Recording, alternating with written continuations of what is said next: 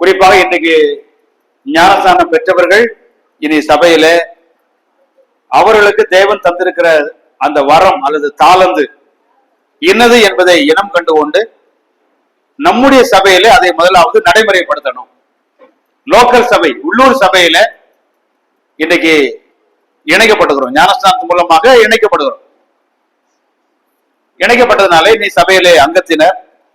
ஆகவே சபையில, உள்ளூர் சபையில தேவன் எனக்கு தந்திருக்கிற இந்த தாளந்து அல்லது இந்த கிருபையின் வரம் என்னது என்பதை மற்றவர்களுக்கு பக்தி விருத்திக்கு பிரயோஜனமாக நம்ம பயன்படுத்தணும். நாம் இதுவரைக்கும் சிந்தித்தது ரட்சிப்பு. ஒருவேளை ரட்சிக்கப்பட்டிருக்கிறேன் அப்படிங்கிற ஒரு கற்பனையிலோ இல்லைன்னா பல நாள் ஆச்சு அப்படிங்கிற ஒரு எண்ணத்திலும் இருப்போமானா இன்னைக்கு ஆண்டவர் தெளிவாய் நமக்கு ஞாபகப்படுத்தி இருக்கிறாரு. பாவி என்று நம்ம உணரணும். பாவம் தேவர் செய்யக்கூடாதுன்னு சொன்னதை செய்ததுனால நம்ம பாவி, செய்ய வேண்டும் என்று சொன்னதை செய்யாமல் இருப்பதனால் பாவி, தீய நோக்கம் மனதிலேயே தவறான எண்ணம் கொண்டதுனால நம்ம பாவி. அப்ப பாவத்திற்கு தேவன் நீதி உள்ள தீர்ப்பை கொடுப்பார். பாவத்தை தேவன் ஒருபோதும் அனுமதித்துக் கொண்டிருக்க மாட்டார். பாவத்திற்கு தீர்ப்பு கொடுக்கலன்னா அவர் நீதி உள்ள தேவன் இல்லை. அப்ப பாவத்திற்கு நீதியான தீர்ப்பை தேவன் கொடுத்தால் ஒரு மனிதனும் அந்த தீர்ப்புல இருந்து தண்டனை தப்பிக்க முடியாது. அதனால்தான் பாவிகளை காப்பாற்றுவதற்காக, தண்டலிருந்து அவளை விடுவிப்பதற்காகத்தான் இயேசு கிறிஸ்து அந்த சுவிசேஷம் மனிதனுக்காக, நம்முடைய பாவங்களுக்காக இந்த பூமியில பிறந்தார், வாழ்ந்தார், பாவங்களுக்காக மரித்தார், அடக்கம் பண்ணப்பட்டு உயிர் செலுத்தார், பரமேறி போனார், திரும்ப வருவேன்னு சொல்லி இருக்கிறாரு. இப்ப ஒரு பாவி அப்படிங்கிறத உணரணும். இயேசு கிறிஸ்து என்னுடைய பாவங்களுக்காக மரித்தார், அடக்கம் உயிர் செலுத்தார் என்பதை விசுவாசிக்கணும். நம்ம எதையுமே செய்ய முடியாது, ஆனால் மனதில் முழுமையாய் விசுவாசித்து தன் பாவத்தை மறைக்கிறவன் வாழ்வு அடைய மாட்டான். பாவிங்கிறத ஒத்துக்கொண்டது மட்டுமல்ல, அந்த பாவத்தை கர்த்தருக்கு அறிக்கை செய்யணும். வேற யார்கிட்டையும் சொல்ல தேவையில்லை. நம்முடைய இருதயத்தை அறிந்த கதாண்டவரே நான் பாவி, அந்த பாவத்தை அவர்கிட்ட சொல்லி மனம் திரும்புதல், இது நம்ம தான் செய்யணும். மனம் திரும்புதல் என்றால் நாம் இதுவரைக்கும் எந்த வழியில போனோமோ அந்த வழிக்கு நேர்மாறாய் கிறிஸ்துவை நோக்கி பயணித்ததான் மனம் திரும்புதல். நம்ம உண்மையாய் மனம் திரும்பிட்டோம், விசுவாசிச்சிட்டோம் அப்படிங்கிறத நம்முடைய செயல் அதை உறுதிப்படுத்தி காட்டும். அப்ப மனம் திரும்பி யார் அவர்களை விசுவாசிச்சாங்களோ அவங்க ரட்சிக்கப்பட்டவர்கள். அதான் ரட்சிப்பு. அவங்க தேவனுடைய பிள்ளைகள். அப்ப இந்த வகையில யாருக்காவது உறுதி இல்லாம இருக்குமானா இன்னைக்கு உறுதிப்படுத்திக்கணும். அவங்க எப்பேற்பட்ட பாவியா இருந்தாலும் பரவாயில்லை, முன்னான வாழ்க்கை எப்படி இருந்தாலும் பரவாயில்லை, மனிதராகிய நாம அங்கீகரிக்காட்ட ஆண்டவர் ஏற்றுக்கிறார். அப்ப ஆண்டவர் ஏற்றுக்கொள்ள தொடர்ந்து பாவத்தை இருப்பதல்ல, உணர்ந்து பாவத்தை அறிக்கை செய்து விசுவாசித்து மனம் திரும்பும் போது ரட்சிக்கப்படுகிறார்கள், பாவத்தின் தண்டனைக்கு தப்பு வைக்கிறாங்க, தேவனுடைய பிள்ளை அப்படிங்கிற ஒரு பெரிய ஒரு ஸ்லாக்கியத்துக்குள்ள வர்றாங்க. அவங்கதான் ரட்சிக்கப்பட்டவங்க. சரி, இப்படி ரட்சிக்கப்பட்டவர்கள் தான், தேவனுடைய பிள்ளைகள் தான் ஞான ஸ்நானத்திற்கு கீழ்ப்படியணும். இல்ல யாராவது கீழ்ப்படியாம இருந்தீங்கன்னா முதல் படியாக இதை நீங்க உறுதிப்படுத்திக்கோங்க. இதை உறுதிப்படுத்திட்டு ரட்சிக்கப்பட்டே நமக்கு நிச்சயத்தை, பாவம் மன்னிக்கப்பட்டது, நான் மனம் திரும்பிட்டேன் அப்படிங்கிற நிச்சயம் உறுதி ஆனதுக்கு பிறகு ஞான ஸ்நானத்திற்கு நீங்க கீழ்ப்படியலாம். அதை குறித்த வேத வசனங்களை அறிந்து கொண்டு சபைக்கு நீங்கள் தெரியப்படுத்தி சபை உங்களுடைய சாட்சிகளை பார்த்து அதை செய்வது ரொம்ப ரொம்ப பிரயோஜனமா இருக்கும். ஆகவே இன்னைக்கு எடுத்தவர்களுக்கு மறுபடியும் வாழ்த்து சொல்கிறோம். எடுக்காதவர்களும் என்ன செய்யணும்? அடுத்து எடுப்பதற்கான தங்கள் மனதை ஆண்டவருக்கு அர்ப்பணிக்கிற காரியத்துல நம்ம ஈடுபடணும். யாரும் சோர்ந்து போக தேவையில்லை. எடுத்தவர்களுக்கு மிகப்பெரிய பொறுப்பு இருக்கு. இனிமேல் நம்முடைய மனம் போல் வாழ முடியாது. வெளிப்படையா நான் எனக்கும் உலகத்திற்கும் பாவத்திற்கும் மரித்தேன், நான் அடக்கம் பண்ணப்பட்டேன் தான் தண்ணீருக்குள்ள மூழ்கி இருக்கிறோம். நான் திரும்ப எழும்பும் பொழுது இனிமேல் என் பாவம் அல்ல, என் பழைய வாழ்க்கை இல்ல, பழைய ஃப்ரெண்ட் இல்ல, பழைய என்னுடைய செயல்பாடுகள் அல்ல, என் ஃப்ரெண்ட்ஷிப் மாறுது, என்னுடைய பேச்சு மாறுது, என்னுடைய பழக்க வழக்கம் மாறுது. ஏன்னா அதை செத்து போச்சு. இப்ப நான் கிறிஸ்துவோடு இருக்கிறேன், நான் சபையோடு இருக்கிறேன் அப்படிங்கிற உண்மையை மறந்து போகாமல் அதுக்கு நம்ம சாட்சியாய் வாழணும். சரி, இனி உள்ள சில நிமிடங்கள் நம்மை பற்றி நாமளே கொஞ்சம் நிதானித்து பார்க்க, அதுதான் நம்ம செய்ய போறோம். ஒரு பாதிப்பை ஏற்படுத்தக்கூடிய சிந்தனை என்பது தெரியும். மனித ஞானத்தினாலே பேசல, இல்ல யாரையோ குற்றப்படுத்த வேண்டும் என்று பேசவில்லை. நாம சீர்படணும், அதான் அதனுடைய நோக்கமே. எல்லாருமே பேசுற நானும் கேட்கிற எல்லாரும், சின்ன பிள்ளைகள் இருந்து பெரியவங்க வரைக்கும் நம்ம எல்லாரும் உட்படுகிறோம். யாரையுமே அடுத்தவங்க நம்ம நினைச்சு பேசல. முதலாவது பேசுகிற எனக்கு அது பொருந்தும், கேட்கிற எல்லாருக்கும் அது பொருந்தும். இந்த செய்திக்கு நம்ம சிந்திக்க போது முன்னதாக காலையில நம்ம அப்பம்பெட்கள் இந்த சிவப்பு கிடாரியை குறித்து பேசினோம். ஒரு சில பேர் அதை கேட்டாங்க, ரொம்ப சந்தோஷம். அன்னைய மனதில் பேசி இருக்குது. யூதர்களை பொறுத்த மட்டிலே அவர்களுக்கு மூன்றாவதாக ஒரு தேவாலயம் கட்டப்பட வேண்டும். பைபிள்லயே அந்த மூன்றாவது தேவாலயத்தை குறித்து மூன்றாவது பெயர் இல்லாட்டாலுமே தேவாலயம் கட்டப்படும் என்கிற வசனம் நமக்கு இருக்குது. தானியல்ல மத்த எல்லாம் இருக்குது. ஆனா அவங்க அதை முக்கியப்படுத்திட்டு இருக்கிறாங்க. ஸ்தோத்திரத்திலே சகோதரர் நினைவு கூர்ந்தது போல தங்கள் மேசியா வரணும், அவர் அந்த சிவப்பு கிடாரிய பலி செலுத்தணும் அப்படின்னு முக்கியப்படுத்தி அந்த சிவப்பு கிடாரி இன்னைக்கு ரெடி ஆயிருச்சு அப்படிங்கிறத அவங்க இன்னைக்கு முக்கியப்படுத்தி எதிர்பார்த்து கொண்டிருக்கிறாங்க. ஆனால் நம்மை பொறுத்த மட்டில சிவப்பு கிடாரியோ தேவ ஆலயமோ ரெடி ஆகணும் அப்படிங்கிறது கர்த்தருடைய வருகைக்கு அடையாளம் இல்லை. அவருடைய சபை எடுத்துக்கொள்வதற்கான வருகைக்கு இது நடந்ததுக்கு அப்புறம் தான் வருவார்னு எதையுமே நம்ம சொல்ல முடியாது. இன்னைக்கு கூட அவர் வர முடியும், எப்போ வர முடியும். அப்ப இதெல்லாம் பார்க்கும்போது நம்ம என்ன செய்யணும்? இன்னும் நம்ம ஆயத்தமாகணும் இந்த அறிவு இல்லாமல் அதை குறித்து அதிகமான விஷயங்களை தெரிந்து கொள்வது நல்லது. ஆனால் குழம்பி போக தேவையில்லை. இன்னைக்கு மீடியாவில எவ்வளவோ காரியங்களை மக்களுக்கு சொல்லி சொல்லி குழப்பிக்கொண்டே இருக்கிறாங்க. இப்ப அடுத்து புதுசா வந்திருக்குது AI டெக்னாலஜி, செயற்கை நுண்ணறிவு. எதையும் நம்ப வைக்கிற மாதிரி, நான் பேசுற மாதிரியே உன்னை உருவாக்கி இதே சத்தத்துல இதே உடல் அசைவுல பேச வைக்க முடியும். மனிதர்களை போல பொம்மைகளை உருவாக்கி மனிதர்களை போல செல வைக்கிறாங்க. இனிமேல் இதுதான் போலியா இதுதான் அசலான்னு கூட கண்டுபிடிக்க முடியாத அளவுக்கு இன்னைக்கு விஞ்ஞானம் வளர்ந்துருச்சு. அதுதான் இன்னைக்கு வேதத்திலும் தாக்கத்தை கொடுத்து கொண்டிருது. பல போதனைகளை மக்கள் இன்னைக்கு நம்பிக்கொண்டு மாயை உலகத்துல வஞ்சகத்துக்குள்ள சிக்கி இருக்கும் போது நாம் அதிகமாக பைபிளை படிக்கணும். முக்கியமாக குறிப்பா ஞானஸ்நானம் பெற்ற பிள்ளைகள் எல்லாருக்கும் பொருந்தும். ஆனா நீங்க புத்துணர்ச்சியா இருக்கிறீங்க, அதிகமாக வசனத்தை படிங்க. எவ்வளவு முடியுமோ அந்த அளவுக்கு நீங்க வசனத்தை படிச்சுக்கிட்டே இருங்க. சபை கூடி வருவதை விட்டு விடக்கூடாது. எந்த கூட்டத்தையும் அலட்சியம் பண்ணக்கூடாது. பைபிள் ஸ்டடி, பிரேயர் மீட்டிங் எதுவா இருந்தாலும் சபை கூடியில் விட்டு விடக்கூடாது. ஐக்கியத்தில் இருக்கணும், அந்யோன்யம் இருக்கணும், அப்பம் பிடிக்குதல், ஜெபம் பண்ணுதல் இதெல்லாம் உறுதியா தரித்திருந்தாங்க. வசனத்தில் உறுதியாகும் போதுதான் இந்த மாதிரி இன்னைக்கு எத்தனையோ வஞ்சகங்கள் நிறைந்திருக்கும் போது நாம தப்பித்து கொள்ள முடியும், உறுதியா இருக்க முடியும். கூடுமானால் தெரிந்து கொள்ளப்பட்டவர்களையும் வஞ்சிக்கத்தக்கதாக பெரிய அற்புதங்கள்லாம் செய்வான், பெரிய அடையாளங்கள்லாம் செய்வான்.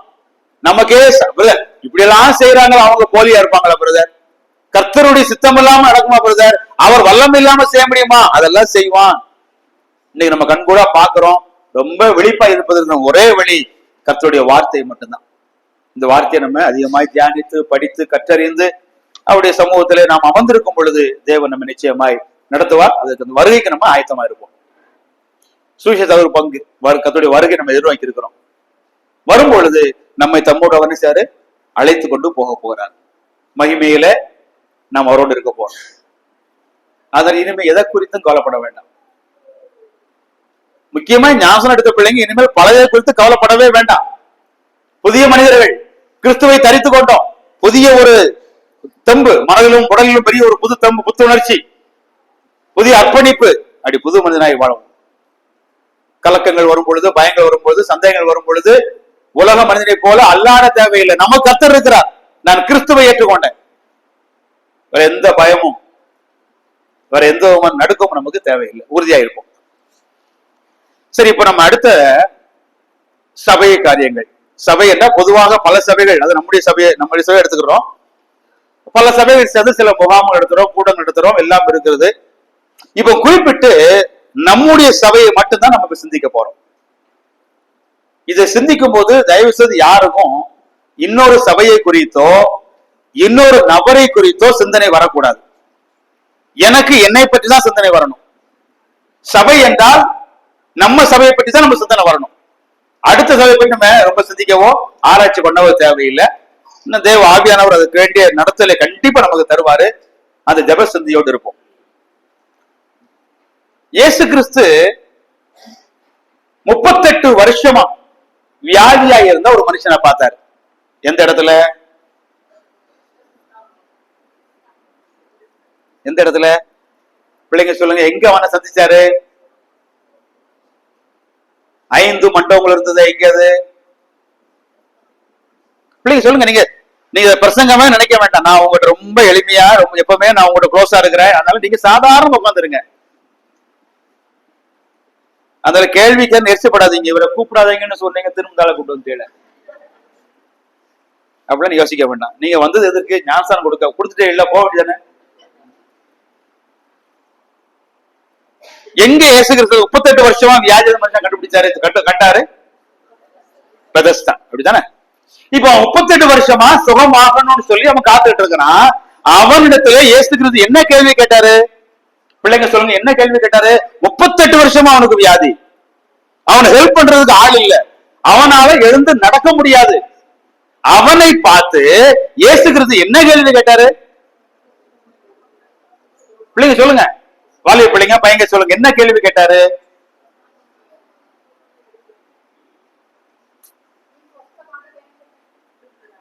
உனக்கு சுகமாகணும்னு விருப்பம் இருக்கா? இந்த கேள்வி வினோதமான கேள்வியா இல்லையா? நம்ம ஒரு ஆஸ்பத்திரியில போய் அட்மிட் ஆயிருக்கிறோம், இல்ல குடும்பத்துல ஒருத்தரை கூட ஆஸ்பத்திரியில வச்சிருக்கிறாங்க. ஒரு குடும்பத்துல ஒருத்தர் ஆஸ்பத்திரியில அட்மிட் ஆனா அந்த குடும்பம் எவ்வளவு பாதிக்கும் நமக்கு தெரியும். பணம் செலவாகும், அன்றாட வாழ்க்கை முடங்கிரும், பல விஷயங்கள் இருக்குது இந்த நவீன உலகத்துல கூட. அப்படி ஒருத்தர் ஆஸ்பத்திரியில அட்மிட் ஆயிருக்காரு, பக்கத்துல போயிட்டுக்காரங்க சுகமாய் போயிட்டாங்க. இந்த பகுதியில் அவங்க நாளைக்கு டிஸ்சார்ஜ் ஆக போறாங்க. அந்த வாழ்ந்த உள்ள 7-8 பேர் சுகமாயி டிஸ்சார்ஜ் ஆகி போயிட்டாங்க. ஒருவர் வந்தாரு, பல நாளா இருக்காரு. இப்ப அவரை போய் நம்ம சந்திக்க போறோம். போயிட்டு என்ன கேள்வி கேட்கிறோம்? என்ன, எப்படி நினைப்பு? எப்படி ஆஸ்பத்திரி இருந்து போகுமா நினைப்பு இருக்கா? எப்படி இல்ல இக்கி எடுத்துலாமா, ரொட்டி பால்லாம் கொடுக்காங்க அப்படி நம்ம கேட்போமா? கேட்டு அவங்க என்ன சொல்லுவாங்க? எதுக்கு என்னைய பார்க்க வந்தீங்க? இங்க போடுற ஊசியே கொடுமை, அதோட நீங்க எது கொடுமை? நம்ம கூட அந்த கேள்வி கேட்க மாட்டோம். ஆனா இயேசு கேட்டாரு, 38 வருஷமா நீங்க படுத்திருக்கிறீங்க, சுகமாக வேண்டும் என்று உனக்கு விருப்பம் இருக்கா? விருப்பம் இருக்கா? இது அப்படியே நம்ம வாழ்க்கை கொண்டு வருவோம். நம்ம வாழ்க்கை சரியாகணும்னு நமக்கு விருப்பம் இருக்கான்னு ஆண்டவர் நம்மகிட்ட கேட்காரு. ஆண்டவர் ஏன்ட்ட கேட்காரு, நீ சரியாகணும்னு உனக்கு விருப்பம் இருக்கா? நம்ம சபை சரியாகணும்னு விருப்பம் இருக்கா? அந்த விருப்பம் இருந்தால்தான் இனிமேல் நம்ம சிந்திப்பது பிரயோஜனப்படும். விருப்பம் இல்லைன்னா பிரயோஜனம் இல்லை. அப்ப நமக்கு விருப்பம் இருக்கணும். ஆண்டவரை நான் சீராகணும், எங்களுடைய உள்ளூர் சபை சீர்படணும் அப்படிங்கிற முதல் விருப்பம் நம்ம பேர்ல ஆண்டவர் விட்டு கொடுக்கிறாரு. அந்த விருப்பத்தோடு நம்ம சில விஷயங்கள் நம்ம சிந்திப்போம். பாருங்க, இன்னைக்கு நடந்துகிற எல்லா விஷயங்களுமே நமக்கு திருப்தியா இருக்கா இல்லையா? நீங்க யாரு பேரை சொல்ல வேண்டாம், நிகழ்ச்சியில சொல்ல வேண்டாம், நம்ம ஓப்பனாவே நம்ம பேசுவோம். இன்னைக்கு சபையில நடக்கிற எல்லா காரியங்களுமே செயல்பாடுகளுமே நமக்கு திருப்தியா இருக்கா? இருக்குன்னு சொன்னாலும் பிரச்சனை என்ன, என்னன்னு கேட்பீங்க. இல்லைன்னு சொன்னாலும் கேட்பீங்க. அதோட மௌனம் மறந்துட்டா அப்படி இருக்கிறீங்க. எனக்கு தெரியும், நமக்கு எல்லா விஷயத்தையும் நமக்கு திருப்தி இல்ல. இந்த ஒரு விஷயத்துக்கு நம்ம மற்ற சமயம் எடுத்துக்கிட்டோம். இந்த ஒரு காரியத்திற்காக பொதுவாக நம்ம அந்த விஷயங்களை வெளிப்படையாக நம்ம பார்க்க முடியல. ஒரு வகையில எப்படி போகிறது என்றால், ஏதோ ஒரு காரியத்தை நாமளும் பொம்மையாக செயல்பட்டு இருக்கிறோம். அது உண்மை இல்லை நமக்கு தெரியுது. இது நாடகமாக வெளிவேஷமாகத்தான் நடக்குது நமக்கு தெரியுது. அதை அறிந்தே அதற்கு நாமும் துணை போயிட்டு இருக்கிறோம். அதனால சபையில இன்னைக்கு எழுப்புதல் இல்லை. அடுத்த தலைமுறை ஆண்டவரை அறிவதற்கு ஆர்வம் காட்டல. இதற்கு நமக்கு பெரிய ஒரு பங்கு இருக்குது. உலகத்துல எப்படி நீதி நியாயம் இருக்குதோ அதே மாதிரிதான் இன்னைக்கு சபைகளுக்குள்ள இருக்குது. அதிக பிரபலமாகாத, அதிகமான பின்னணி இல்லாத, செல்வாக்கு இல்லாத ஒரு குடும்பத்துல ஏதாவது நடந்துட்டா அந்த குடும்பத்திற்கு ஒரு பயங்கரமான தீர்ப்பு. ஆனால் அதே தவிர நல்ல செல்வாக்கு உள்ள ஒரு வீட்டில் நடந்தால் கண்டுக்கிற மாட்டேங்காங்க. யாரு? நம்ம சபை தான். நீ வேற சபையை பேச வேண்டாம். தெரியுது அவங்க இப்படித்தான் தெரியுது, அவங்க குடும்பம் இப்படித்தான் நமக்கு தெரியுது. ஆனாலும் வேஷமா அவங்களுக்கு ஸ்தோத்திரம் போடுறோம், வேஷமா அவங்க தலைவரா வச்சிருக்கிறோம், வேஷமா அவங்களுக்கு பொறுப்பு கொடுக்கிறோம். இது நீங்க ஒத்துக்கொள்ற இல்லையோ இது உண்மை. இவங்க இந்த பொறுப்பு இருக்கிறாங்க, ஆனா அவங்க குடும்பம் சரியில்லை, அவங்க பிள்ளைகள் சரியில்லை, அவங்க வீட்டில் நடக்கிற விஷயங்கள் சரியில்லை, எப்பவோ நடந்ததில்லை, இன்னைக்கும் நடந்துகிட்டு இருக்கு. அதெல்லாம் நமக்கு தெரிஞ்சும் நாம் என்ன செய்யறோம்? அதுக்கு சொன்ன போறோம். ஆனா வேற யாராவது ஒரு தவறு பண்ணா அவர் மேல ஆக்ஷன் எடுக்க ரெடியா இருக்கிறோம். இது எதை காண்பிக்கிறது என்றால், இதனால யதார்த்தமான விழிப்புணர்வு நம்ம அடுத்த தலைமுறைக்கு வரல. அவங்க புரிஞ்சுக்கிட்டாங்க இதெல்லாம் நாடகம் தான், அங்க பேசுவாங்க இங்க பேச மாட்டாங்க. இப்ப நம்ம நல்லாகணும்னு விருப்பம் இருந்தால் நாம் சில காரியங்களை செய்யணும். இதுக்காக மற்ற சபைகள் நம்ம ஆதிக்கம் செலுத்த தேவையில்லை. முதல் நம்ம திரும்புவோம், நாம் திருந்துவோம். அது நம்முடைய சபைக்கு தேவன் அந்த முதல் காரியத்தை கொடுக்கட்டும். உலகம் நம்மை பார்த்துக்கிட்டு இருக்குது. நான் எடுத்துக்காட்டா ஒரு காரியத்தை சொல்லுகிறேன். சமீபத்துல நாங்க இருக்கிற இடத்துல அந்த தலைமை ஆசிரியர் ரோமன் கத்தோலிக்கத்தை சார்ந்தவர். அந்த இடத்துல புதிதா ஒரு ஆசிரியை அந்த இடத்துக்கு பணி ஏற்க வர்றாங்க, அவங்களுக்கு உதவி ஆசிரியாக. அவங்க பெந்தகோஸ்து சபைக்கு போறவங்க. நான் இப்ப இந்த சபை பேர சொல்றதெல்லாம் புரியுதுக்காக சொல்றேன், அவங்க சரி இவங்க சரின்னு சொல்லல, நம்ம விளங்குறதுக்காக நான் எளிமையா போயிட்டு இருக்கிறேன். இப்போ இந்த வேலைக்கு வரக்கூடிய இந்த ஆசிரியர் திடீரென்று சொகுவனமாகி கையெல்லாம் அவர்களுக்கு செயல் இழந்து கிட்டத்தட்ட பாதி அளவு அவங்க ஊனம நிலைமையில் இருக்கிறாங்க. அவங்க தூத்துக்குடியில இருந்து நான் இருக்கிற இந்த மாவட்டத்திற்கு அவருடைய கணவரும் 2 பிள்ளைகளும் வார வாரம் ஆராதனைக்கு வர்றதாக இந்த ஆசியை சார்ந்த இந்த ஹெட்மாஸ்டர் சொல்றாரு. அது என்ன சொல்ல வர்றாரு அப்படின்னா, இந்த சகோதரிக்கு இப்படி சொகுவனம் ஆனதுக்கு பிறகு இந்த கணவர் சகோதரிக்கு டைவர்ஸ் நோட்டீஸ் கொடுத்திருக்காரு. விவாகரத்து நான் பண்ணிடுறேன் அப்படின்னு ஒரு நோட்டீஸ் கொடுத்துட்டாரு. கொடுத்துட்டு தூத்துக்குடியில இருந்து கிட்டத்தட்ட 300 கிலோமீட்டருக்கு இந்த இடத்துக்கு ஆராதனைக்கு வார வாரம் அப்பாவும் பையன் வராங்க. இப்ப இந்த ஆர்சி காரர் என்கிட்ட கேட்கறது, என்கிட்ட நேரம் கேட்ட கேள்வி, சார் நாங்க ஆர்சி காரங்க, ஆர்சி காரங்க நம்மள எல்லாம் என்ன சொல்லுவாங்க சொல்லுங்க? வெரி குட், பிரிவினை சபை இல்லைன்னா சபைக்காரங்கம்பாங்க. இப்ப தஞ்சாவூர் பக்கம் சபைக்காரங்கம்பாங்க, நம்மள வந்து சபைக்காரம்பாங்க. அப்ப அவர் என்ன சொல்றாரு, ஆர்சிக்காரங்க நாங்க தண்ணி எல்லாம் அடிச்சு நாங்க ஒரு மாதிரி இருப்போம், அதை நாங்க பெருசா எடுத்துக்கல, ஆனா சபைக்காரங்க பிரமாணிக்கமா இருப்பாங்க. அந்த வார்த்தை அவர் சொன்னாரு, சபைக்காரங்க பிரமாணிக்கமா இருப்பாங்க, அவங்க வந்து ஒழுக்கமா இருப்பாங்க, வசனத்துக்கு அவங்க கீழ்ப்படிவாங்க. இப்ப என் கேள்வி என்னன்னா, இந்த அம்மா நல்லா இருந்தாலும் பரவாயில்ல, இந்த அம்மா இந்த நிலைமையில இந்த ஆளு டைவர்ஸ் நோட்டீஸ் கொடுத்துட்டு வார வாரம் சபைக்கு ஆராதனைக்கு போறாரு, அந்த பாஸ்டர் கேட்க மாட்டாரா? அந்த பாஸ்டர் எப்படி இவரை சேர்த்துக்கிறாரு? அவங்க எவ்வளவு நியாயமாத்த கேள்வி கேட்கிறாங்க. அப்ப இவங்களெல்லாம் சேர்த்து வச்சுதான் நீங்க கூட்டம் நடத்துறீங்களா? அப்ப எங்க ஆர்சிக்கு உங்களுக்கு என்ன வித்தியாசம் இருக்கு? நாங்க உங்களை பெருசா நினைச்சுக்கிட்டு இருக்கோம். எங்க ஆர்சி சபையில ஒழுங்கு இல்ல, வேதம் இல்ல, இந்த சபைக்கு போறவங்க பிரமாணிக்கமா இருப்பாங்க அப்படின்னு நினைக்கிறோம். ஆனா அங்க எப்படி நடக்க? ஆண்டவர் மனதில பேசுறாரு. ஒருவேளை நம்மளை பத்தி நேரடியா கேட்காட்டாலும் நிறைய மனிதனுடைய உள்ளத்துல இந்த கேள்வி இருக்கும். இவங்க போதனை பண்றாங்க, இவங்க வசனத்துல இருந்து நாங்க உபதேசம் நல்ல உபதேசம் சொல்றாங்க, நிறைய கேள்வி கேட்கிறாங்க, ஆனா இப்படி செய்யற ஆட்கள் உள்ள இருக்கிறாங்களா? நிறைய மக்கள் நம்மளை பார்த்துட்டு இருக்காங்க. ஏன் இன்னைக்கு பல விஷயங்கள்ல நல்ல ஒரு அறுவடை நமக்கு செய்ய முடியல? நான் இதெல்லாம் மிக தெளிவா ஓப்பனா பேச, நான் ஒரு பரிபூர்ணங்கிறது இல்ல. நம்முடைய விஷயங்கள் இன்னைக்கு நம்முடைய தலைமைத்துவங்களில பொறுப்புள்ள அநேக உண்மையானவங்க பொறுப்பு எடுக்கல, வரமாட்டேங்கிறாங்க. பொறுப்பு எடுத்தவங்க யார் எடுத்துக்க தெரியுமா? புரிஞ்சுக்கணும். தேவனுக்கு முன்பாக உத்தமமா இருக்கிறவர்கள் உலக வாழ்க்கையில சாட்சியா இருக்கிற நிறைய பேர் பொறுப்பை எடுக்க முன் வரல. அது காரணம் ஒருவேளை அவங்களுக்கு தயக்கமா இருக்கலாம், இல்ல பொறுப்பெடுத்தா நம்ம உண்மை இல்லாம போயிருவோம்னு சொல்லி இருக்கலாம். அதனாலே வரக்கூடிய பெரிய கஷ்டம் இல்லை என்றால், தகுதி இல்லாத நிறைய பேர் கையில பொறுப்பு இருக்கு. அவங்களுக்கு தகுதி இல்லைன்னு நமக்கு தெரியும், தெரிஞ்சும் அங்கீகரித்துக் கொண்டிருக்கிறோம். முகாம் நடத்துவது ஒரு வேஷம், கூட்டம் கூடுவது வேஷம், ஐக்கியம் வேஷம். அதனாலதான் பலம் இல்லை.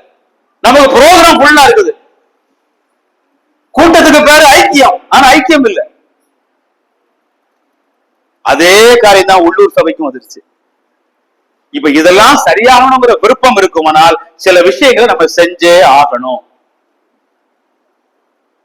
இப்ப என்ன செய்யலாம் அப்படின்னா, இதற்கு முன்னால நம்முடைய சபைகளில யாராவது ஒருவர் வெளிப்படையாக சாட்சிக்கேடான ஒரு காரியத்தை செய்துட்டா, இல்ல அந்த குடும்பத்தோட பாவம் வந்துட்டா, நம்ம அவங்களுக்கு என்ன ஆக்ஷன் எடுப்போம்? இதுக்கு முன்னால காலங்கள் சொல்லுவோம்.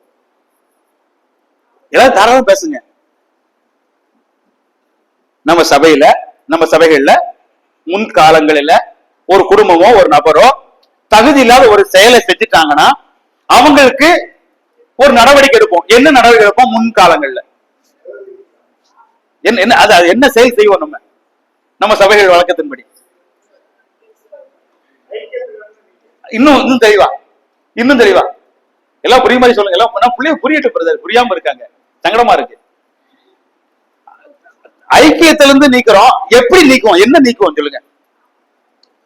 உங்களுக்கு தெரியும், இங்கெல்லாம் நம்ம பண்ணிருக்கிறோம். நானு நீங்க எல்லாரும் ஒரே பின்னணி தானே.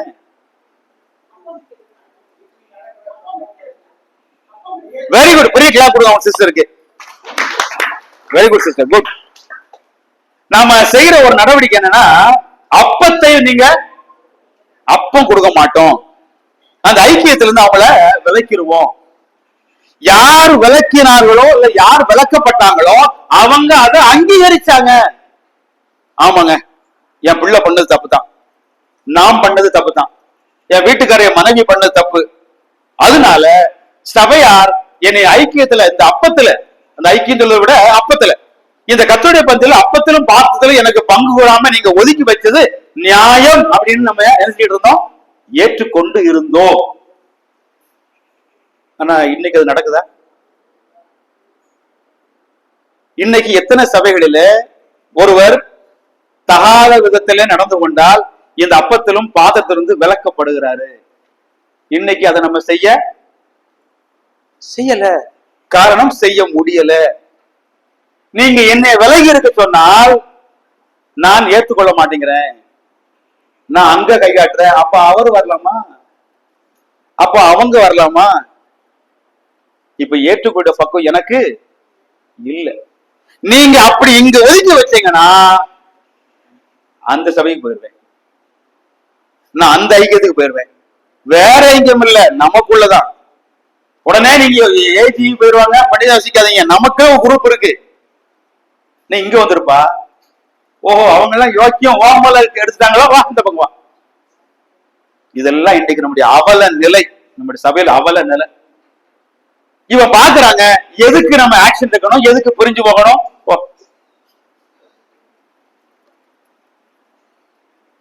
அதனால இன்றைக்கு எந்த ஒரு காரியத்தையுமே நம்மால் செய்ய முடியல. விலக்கி வைக்கப்படுறவங்க ஒத்துக்கொள்ள மாட்டேங்கிறாரு. விலக்கி வைக்கிறதுக்கும் அடுத்த ஒரு பரிதாப நிலை என்னன்னா, எதையுமே சொல்லக்கூடிய நிலைமை நம்ம இல்லை. ஏறத்தாழ உலக அரசியல் போல, நீங்க செய்யற தப்ப நாங்க சொல்ல மாட்டோம், நாங்க செய்யற தப்ப நீங்க சொல்லாதீங்க. நமக்குள்ள ஒரு மிஸ் அண்டர்ஸ்டாண்டிங், ஒரு நல்ல அண்டர்ஸ்டாண்டிங். நீங்க எங்களை காட்டி கொடுக்காதீங்க, நாங்க உங்களை காட்டி கொடுக்க மாட்டோம். திட்டங்கள் போடுவோம், ஆட்சி செய்வோம். அது போல கர்த்தருடைய பந்தியை நடத்துவோம், ஜப கூட்டம் நடத்துவோம், சிறப்பு கூட்டம் நடத்துவோம், எல்லாம் நடத்துவோம். ஆனா உங்க தப்பு நாங்க சொல்ல மாட்டோம், எங்க தப்ப நீங்க. வேஷம் தானே இது வேஷம் தானே. இதையெல்லாம் சீர்படுத்தாம நம்ம எப்படி இருக்க முடியும்? இப்ப நம்மள மாதிரி சபையில, பின்னணி சபையில சீர்படுத்துவது ரொம்ப ரொம்ப கடினம். ஏன்னு தெரியுமா? நமக்கு ஆணி வேற எங்கேயோ இருக்கு.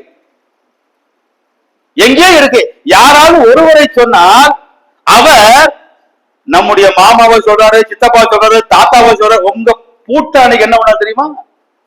உங்க பாட்டி என்ன பண்ணிச்சு தெரியுமா? நீ நியாயம் பேச வரியா? உங்க சித்தப்பானுக்கு என்ன பண்ணாரு தெரியுமா? இதெல்லாம் நமக்குள்ள இருக்கு இன்னைக்கு. அதனால நமக்கு வேக்சின் எடுக்க முடியல. கண்டும் காணாம நம்ம விடுறோம். இதெல்லாம் எங்க பாதிப்பை ஏற்படுத்துதுன்னா, அடுத்த தலைமுறை இதை உண்மையா அவங்க நம்பல. ஏதோ முக்கால்வாசி பேர் நம்முடைய கட்டாயத்துக்காக வராங்க, பழக்கத்துக்காக வராங்க. இப்ப நாம ஒரு விஷயத்தை செஞ்சே ஆகணும். உண்மையா இருக்குமானா, நமக்குள்ள சுகமடைய வேண்டும், சீராக வேண்டும் என்ற விருப்பம் இருக்குமானால், இப்ப இந்த சபையை பொறுத்தவரை இதுக்கு ஒரு வரலாறு இருக்குது. ஆனா ஆண்டவர் அதிகமா நேசிப்பதனால இன்றைக்கு இந்த சபைக்கு தேவன் மிகப்பெரிய எழுப்புதலை கொடுத்துக்கிறார். அதை வெளியில் உள்ள நாங்களே கண்கூடா பாக்குறோம். நேசிப்பதனால இதையெல்லாம் பேச வைக்கிறாரு. இப்ப நாம என்ன செய்யணும் அப்படின்னா, இனிமேல் நாம ஒரு ஒழுங்குமுறைக்கு வருவோம். முன்னால் உள்ள காரியங்களை நம்ம எதையுமே காரணமாய் காட்ட வேண்டாம். இப்ப ஒரு உதாரணமா, தொடர்ந்து 5 மாதம் 6 மாதமா இந்த உள்ளூருக்குள்ளே இருக்க, இது ஜஸ்ட் எக்ஸாம்பிள் மட்டும்தான். 5 மாதம் 6 மாதமா சபை கட்டடத்துக்கு பக்கத்திலேயே நான் குடியிருக்கிறேன். ஆனால் எந்த கூட்டத்துக்கும் நான் சபைக்கு வரல, எதுலையுமே நான் கலந்துகள் ஐக்கியப்படல. திடீரென்று ஒரு நாள் காலையில வரேன், வந்த உடனே என் ஐக்கியத்துல நீங்க எனக்கு சேர்த்துக்குன்னு நான் சொல்றேன். இது நடைமுறை சிக்கல். இப்ப சேர்த்து கொள்ளக்கூடாது அப்படிங்கிறதுதான் நியாயம் வச்சுக்கோங்க. இவரை சேர்த்து கொள்ளக்கூடாதுன்னு 2 பேரு சொன்னா, அடுத்த 2 பேரு ஏன் சேர்த்து கொள்ளக்கூடாது, அப்புறம் அவங்களே எப்படி சேர்த்தீங்க? முன்னால ஒருத்தர் ஞாபகம் இருக்கா? எப்போ நடந்திருக்கும்? 1960 நடந்திருக்கும். அதை மறக்காம வச்சிருந்து அன்னைக்கு மட்டும் அவங்களை சேர்த்த இல்ல. அப்ப இவனுக்கு ஒரு நியாயம், அவனுக்கு ஒரு நியாயமா? இதனாலதாங்க நம்ம கெட்டு போறோம். இப்ப நம்ம ஒரு முடிவு வருவோம். ஆண்டவர் எதெல்லாம் நடந்ததோ நடந்தாலும் செய்யறோம். எஸ்ரா காலத்துல, நெகேமியா காலத்தை போல அறிக்கை செய்வோம். நாங்க தவறிட்டோம் ஆண்டவரே, இனிமேல் எங்களுடைய பாவங்களை எங்களுடைய பிள்ளைகள் ஆதாரம் எடுத்துடக்கூடாது. ஆக பழையவைகளை நம்ம கொண்டு வர வேண்டாம். இப்படி செஞ்சோம் அதனால செய்வோம் வேண்டாங்க. செஞ்சது உண்மைதான், சபையில் நாங்க நடந்துகிட்டது உண்மைதான், எங்க குடும்பத்தில் இப்படி பகிரங்கமான பாவம் வந்தது உண்மைதான். ஆனால் நாங்கள் அறிக்கை எடுக்கிறோம், இனிமேல் அதை நாங்கள் நியாயப்படுத்த மாட்டோம், காரணம் காட்ட மாட்டோம். இவங்களுக்கு செஞ்சதுனால அவங்களுக்கு செஞ்சிருவோம். அப்படிலாம் வேடிக்கை நடக்குங்க, வேடிக்கை நடக்கிறதுனால பாக்குறோம். இவங்களுக்கு செஞ்சோம், அப்ப அவங்க செஞ்சிருவோமே, எவ்வளவு விஷயம். அப்ப நம்ம முடிவு ஆண்டவரே, இனிமேல் நாங்கள் பழைய காரியங்களை நியாயப்படுத்தி கொண்டு வர மாட்டோம். அந்த பழசுற மனுஷரும் நாங்க விடுகிறோம். இனிமேல் நாங்கள் ஒரு முடிவுக்கு வர்றோம். இனிமேல் எங்களுடைய சபையில நாங்கள் வேத வசனத்தின் அடிப்படையில நாங்கள் காரியங்களை செய்வோம். இதனாலே சில மன வருத்தங்கள் வரலாம், இதனாலே சில காரியங்கள் கடினமா இருக்கலாம். ஆனாலும் அப்படி நம்ம செய்ய ஆரம்பிக்கும் போதுதான் நம்முடைய ஒவ்வொரு காரியங்களும் நம்முடைய பிள்ளைகளுக்கு, அடுத்த தலைமுறைக்கு பிரயோஜனமா இருக்கும். இல்லைன்னா அவங்க இதே வழிதான் ஃபாலோ பண்ணிட்டு வருவாங்க. அன்பு அன்புன்னு பாட்டு பாடுவாங்க, அன்பு இருக்காது. அன்பே பிரதானம், சகோதரர் அன்பே பிரதானம் பாட்டு பாடுவோம், பிரசங்கம் பண்ணுவோம், ஆனா நமக்குள்ள அந்த அன்பு இருக்காது. அதற்காக நம்ம செய்ய வேண்டிய சில விஷயங்கள். இப்போ நம்ம கொரிந்தியர் நிருபத்துக்கு வருவோம். 1 கொரிந்தியர் 5ஆம் அதிகாரம்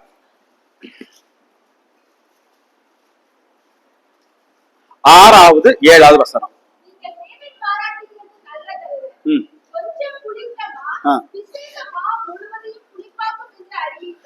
பாருங்க, இதெல்லாம் எவ்வளவு ரொம்ப எளிமையா மக்கள்கிட்ட அவரு கொரிந்தி சபையை புரிய வைக்கிறாரு. கொஞ்சம் பிசைஞ்ச மாவு, புளித்த மாவு, பிசைந்த மாவு முழுவதையும், இது நம்ம ஊர் பாஷையில சொல்லுவோமே, ஒரு பாத்திரம் நிறைய 50 லிட்டர் பாலை காய்ச்சி வச்சுட்டு அந்த பாலை உரைய வைக்கிறது, கெட்டு போவதற்கு எவ்வளவு தயிர், நீங்க நம்ம உரமோடு சொல்லுவோமே, உர தயிர் எவ்வளவு சேர்ப்போம்? இன்னும் 2வா? கொஞ்சம் தான். அப்போ சிறிதளவு சேர்த்த இந்த புளிப்புள்ள இந்த தயிரோ இந்த மோரோ சுத்தமா இருக்கக்கூடிய பெரிய அளவுள்ள பாலை புளிக்க வச்சிருது. இதுதான் அன்னைக்கு அந்த நாட்கள் மத்தியில, மக்கள் மத்தியில மாவு தான் பிரபலியமா இருந்துச்சு. அதை சொல்லி புரிய வைக்காரு. நீங்க புதுசா மாவு பிசைஞ்சிருக்கிறீங்க, புது மாவு, இந்த பெரிய அளவுள்ள அந்த மாவுல கொஞ்சம் போல புளிச்ச மாவை சேர்த்தாச்சுன்னா புதுசா உள்ள மாவு அனைத்துமே என்ன செஞ்சிடும்? புளிச்சு போயிடும். அப்ப ஆண்டவருக்காக எவ்வளவோ பரிசுத்தமான காரியங்களை செய்துட்டு கொஞ்சம் பாவத்தை அனுமதிச்சால் என்ன ஆயிரும்? காணிக்க கொடுத்தோம், ஞானஸ்நானம் எடுத்தோம், ஞானஸ்நானம் கொடுத்தோம், கர்த்தருடைய பந்தியில பங்கு கொண்டோம், என்னென்ன ஊழியர்களுக்கெல்லாமோ கொடுக்கிறோம், எந்தெந்த ஊழியர்கள் எல்லாமோ தாங்குகிறோம், என்னவெல்லாமோ செய்கிறோம், செய்ய வேண்டும் என்று திட்டமிடுகிறோம். இதெல்லாம் என்னது? பிசைந்தமா. இதெல்லாம் நல்ல நோக்கத்தோட தான் செய்யறோம், இதெல்லாம் கெட்ட நோக்கத்தோட செய்யல. இன்னைக்கு 9 பேருக்கு ஞானஸ்நானம் கொடுத்தது என்ன? நல்ல நோக்கம். ஆண்டவர் எல்லாவற்றையும் ரொம்ப சிறப்பா நம்ம ஜெபித்தபடியே சிறப்பா செஞ்சாரு. அதுக்குள்ள நமக்கு எந்த நெகட்டிவ் மைண்ட் கிடையாது. இதெல்லாம் நம்ம செஞ்சுட்டு இருக்கும் போது கூடவே என்ன செஞ்சிடறோம்? கொஞ்சம் புளிச்ச மாவையும் உள்ள சேர்த்துறோம். இதனால நன்மையை செஞ்ச எல்லாமே கெட்டு போகுது. அடுத்த வசனம். ஆகையா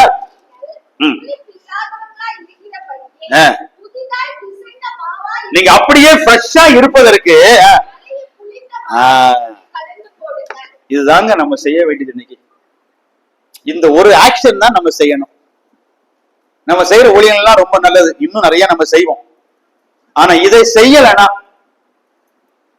பழைய புளித்த மாவை,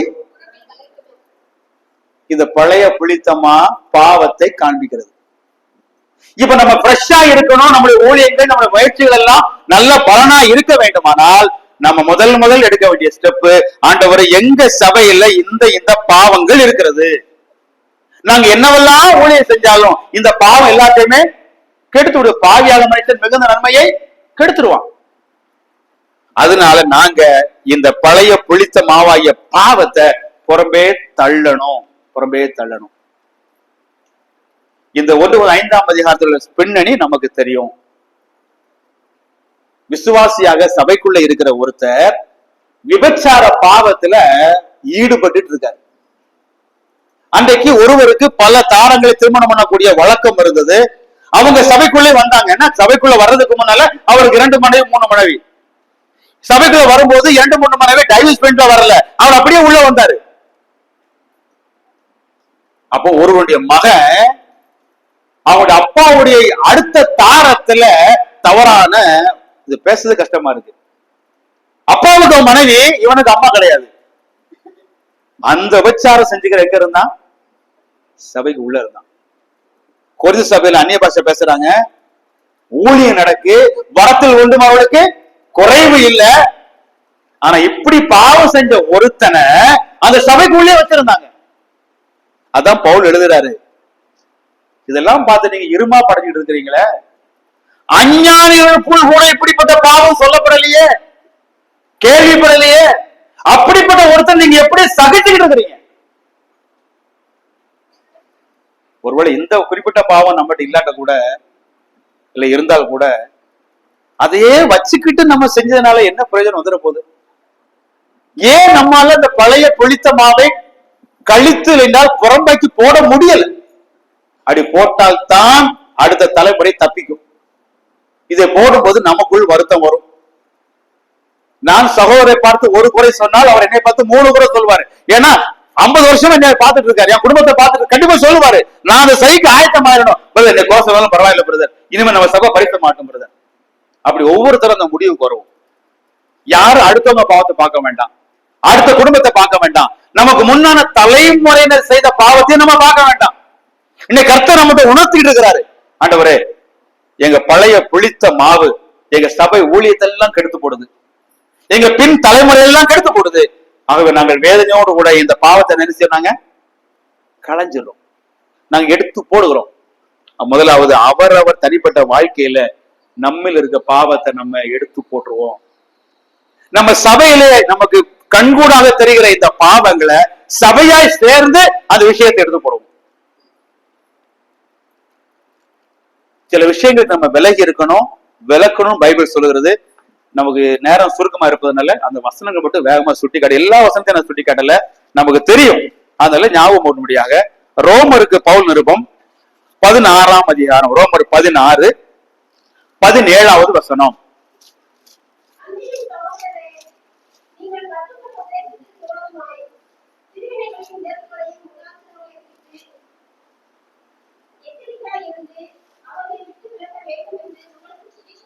இந்த உபதேசம், இந்த பிரிவினையில, உபதேசத்துல, இந்த போதனையில யாராவது பிரிவினை உண்டாக்கினால் வேதம் தெளிவாய் சொல்றீங்க, என்ன செய்யுங்க? அவனை விட்டு நீங்க விலகிருங்க, நீங்க விலகிருங்க, இல்லைன்னா பிரயோஜனப்படாது. சரி, தீமோத்தேயுக்கு பவுல் எழுதுகிறார். 1 தீமோத்தேயு 6ஆம் அதிகாரம், 1 தீமோத்தேயு 6ஆம் அதிகாரம் 3வது வசனம்.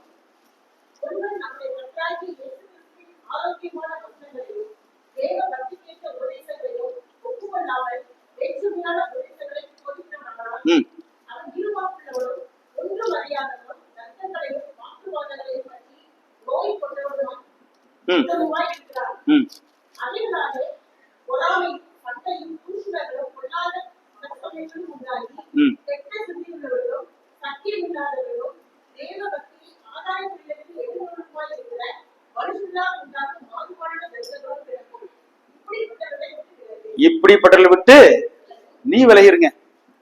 இதெல்லாம் இன்னைக்கு நடைமுறையில் எவ்வளவு உண்மையா இருக்கு, இப்படி மக்கள் இருக்கிறாங்க. நீங்க விலகுங்க. அடுத்து தீத்துவுக்கு பவுல் எழுதுகிறார். தீத்து 3ஆம் அதிகாரம் 10வது வசனம்.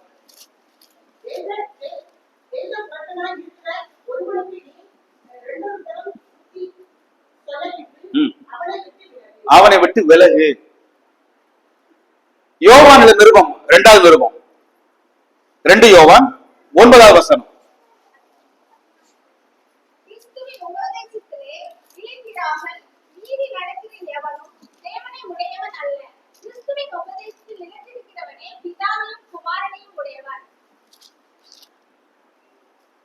அடுத்து 10. இந்த உபதேசத்தான் உண்மை, இந்த உபதேச உடையவன் தான் கிறிஸ்துவுக்குரியவன் என்று சொல்லிவிட்டு 10ஆம் வசனத்துல ஒருவன், அந்த ஒருவன்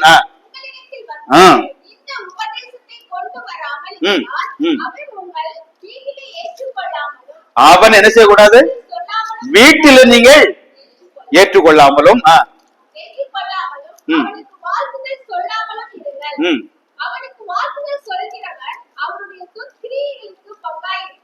அவனை வீட்டுல கூட ஏத்துக்கிடாதீங்க. அவனுக்கு வாழ்த்தல் கூட, அவனை பார்த்து பிரைஸ்தலான்னு கூட சொல்லாதீங்க. நீங்க அவனை பார்த்து பிரைஸ்தலால் ஸ்தோத்திரம் சொன்னால் அவனுடைய துர்க்கிரியைகளுக்கு நீங்க யாரா மாறுறீங்க? பங்காளியா மாறுறீங்க. அப்ப இதுவரைக்கும் நம்ம பார்த்தது எல்லாமே உபதேசங்களிலே மாறுபாடாக இருக்கிறவர்களை நீங்க என்ன செய்யுங்க? விட்டு நீங்க விலகிறீங்க, நீங்க விலகுங்க. இது வரைக்கும் நமக்கு நேரம் இல்ல, நமக்கு தெரியும். நான் ஒரு தூண்டுகோல் மட்டும் தான் கொடுக்குறேன். இப்ப 1 கொரிந்தியர் 5ஆம் அதிகாரம் பழைய இடத்துக்கு நம்ம திரும்புவோம். 1 கொரிந்தியர் 5ஆம் அதிகாரம். இப்படி ஒருத்தர் பாவம் பண்ணாரு, அவர் சபைக்கு வந்துட்டு இருக்காரு, கர்த்தருடைய பந்தியில ஒரு பங்கு கொள்கிறாரு, இவங்க அவங்களோட ஐக்கியமா இருக்கிறாங்க, அவர் ஒரு ஐக்கியமா இருக்கிறாங்க. இது பவுலுக்கு தெரிய வருகிறது.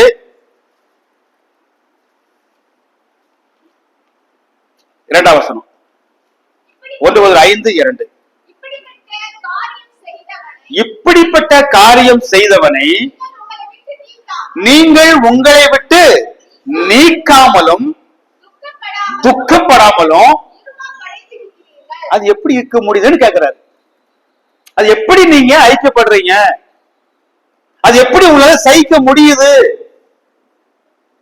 இத குறித்து உங்களுக்கு என்ன வந்துருச்சு? இருமாப்பு வந்துருச்சு, திமிரு வந்துருச்சு. பிரியமானவர்களே, நமக்கும் இந்த நிலைமைகள் ஏற்பட்டிருக்கிறது. ஒருவேளை இந்த குறிப்பிட்ட பாவம் செய்தவர்கள் நம்முடைய மத்தியில் இல்லை என்றால் கூட நம்ம எதையும் இன்னைக்கு செய்ய முடியாத அளவிற்கு பாவம் செய்தவர்கள் வெளிப்படையாக தெரிந்து கொண்டு நாம் அதை ஏற்றுக்கொண்டு இருக்கிறோம். பாவம் செஞ்ச நாம பக்கத்தில் உள்ள சகோதரனையும் சகோதரியும் பார்த்து நான் அவனை விட மோசமா, அவளை விட மோசமா அப்படின்னு துணிஞ்சு உட்கார்ந்துட்டு இருக்கிறோம். அதனாலதான் நம்முடைய தலைமுறைகள் இன்னைக்கு கிறிஸ்துவுக்காக எழுப்ப முடியல.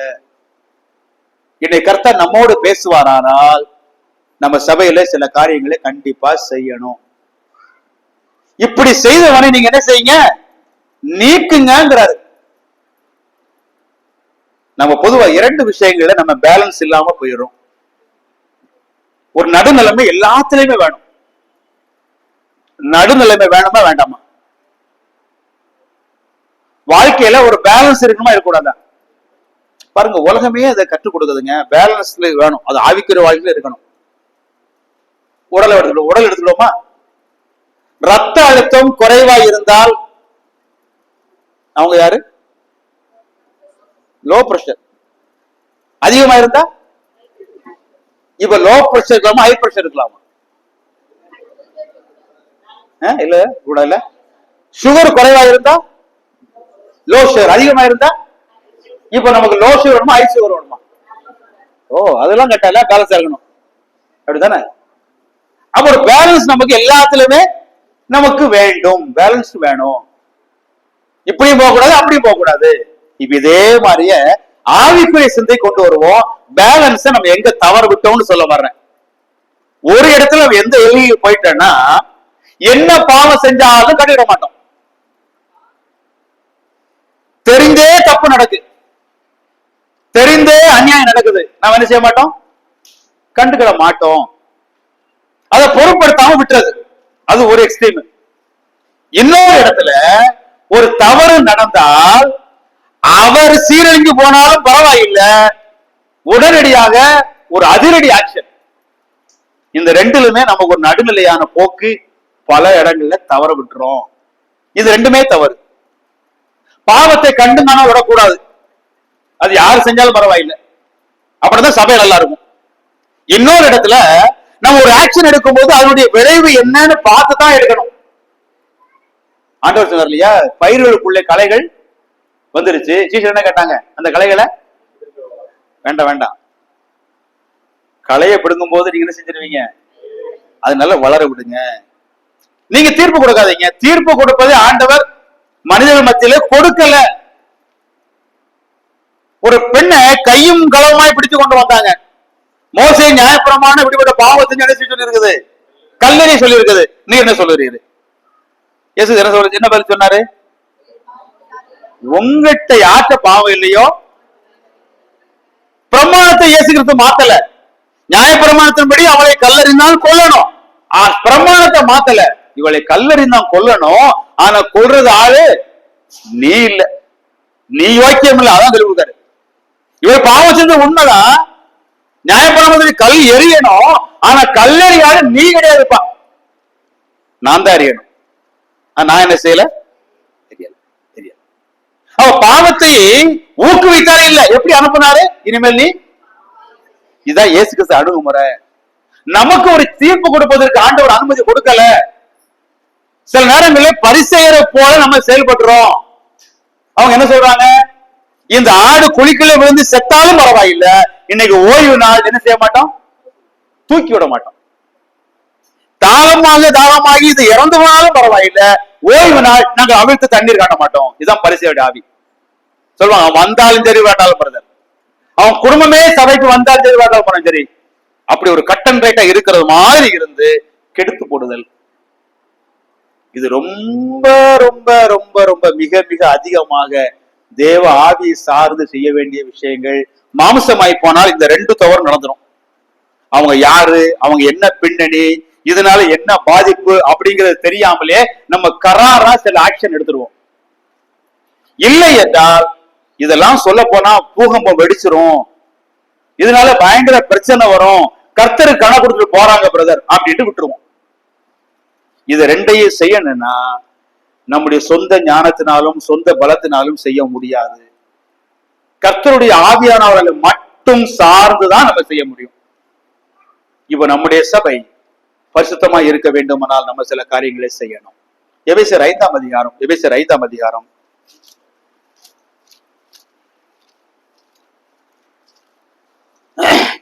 சபையை பற்றி எழுதுறார் பாருங்க, 26, 27. நம்ம உடம்ப அழுக்காகும் போது எப்படி தண்ணீர் ஊற்றி கழுவி குளித்து சுத்தமாகிறோமோ, அதுபோல சபையை வசனத்தினாலே கழுவி சுத்திகரித்து பரிசுத்தமாக்குறதற்கும் கரை திரை முதலானவைகள் ஒன்றும் இல்லாமல் பரிசுத்தமும் பிழையற்றதுமான மகிமையுள்ள சபையாக அதை தமக்கும் நிறுத்திக் கொள்ள அவர் பெரிய தியாகம் பண்ணிட்டாரு. தம்மையே ஒப்பு கொடுத்துட்டாரு. எதுக்காக? இந்த சபைய பாவம் இல்லாம, கரைதிரை இல்லாம, பரிசுத்தமானதாக, பிழையற்றதாக தமக்கு முன்ன. அப்ப சபை எவ்வளவு பரிசுத்தம், தேவனுடைய பரல எவ்வளவு முக்கியத்துவம் இருக்குது. அந்த சபைக்குள்ளே நாம் அறிந்த பாவங்களை நம்ம அனுமதித்துக் கொண்டிருப்போமானால் ஒருவேளை நம்ம பார்வையில நியாயமா இருக்கலாம், பிரச்சனை இல்லாம ஸ்மூத் மூவிங்கா இருக்கலாம், மனிதர்கள் அங்கீகரிக்கலாம். இல்ல ஏறிட்டு பார்த்தா அந்த சபையும் அப்படித்தான் இருக்குது, இந்த சபையும் இப்படித்தான் இருக்குது, சென்னைக்கு போனா அங்கேயும் இப்படித்தான் இருக்குது, அமெரிக்கா போனா அங்கேயும் இப்படித்தான் நியாயப்படுத்தி உட்கார்ந்துக்கலாம். ஆனா வசனம் அதுக்கு இடம் கொடுக்கல. இப்ப நம்ம ஒரு முடிவு எடுப்போம். ஆண்டவரே, இன்னைக்கு இந்த காரியங்களை எங்களோடு பேசுகிறீர், கொஞ்சம் பிடித்தமா பிசைந்தமா முழுவதும் உப்பு பண்ணுகிறது. என்னுடைய வாழ்க்கையில் உள்ள பாவத்தை நான் அறிக்கையிட்டு புறம்பே தள்ளுகிறேன். இதை நம்ம எல்லாரும் தனிப்பட்ட முறையில் செய்யணும். அடுத்ததாக சபையில் வெளிப்படையாக காணப்படுகிற சாட்சி கெடான பாவங்களை நீக்குவதற்கு நம்ம எல்லாரும் ஒருமனப்படணும். யாரோ ஒருவர் சொல்லி அவரு பகை ஆயிடக்கூடாது. பாவம் செய்கிறவர்களுக்கும் அந்த குற்ற உணர்ச்சி இருக்கணும், அதை சொல்லுகிறவர்களுக்கும் ஆவியினுடைய பலன் வேணும். இதை நம்ம சபையர் எல்லாருமே சேர்ந்து ஒரு முடிவு எடுத்தா தாங்க முடியும். இல்லைன்னா நம்ம பழைய ஹிஸ்டரியை சொல்லி சொல்லி சொல்லி நாமளும் ஏதோ ஒரு சடங்காச்சாரமா தான் நம்ம சபை போய்கிட்டு இருக்கோம். ஒரு முடிவுக்கு வருவோமே, நம்ம அசிங்கப்படுவோமே பரவாயில்லை, நம்ம கேவலப்படுவோமே பரவாயில்லை, கேவலப்படுவோம், அடுத்த தலைமுறைக்காக நம்ம கேவலப்படுவோம். இப்படிப்பட்ட காரியங்களை சபையை விட்டு நீங்க என்ன செய்ய, நீங்க வெளியில நீக்கி வைங்க.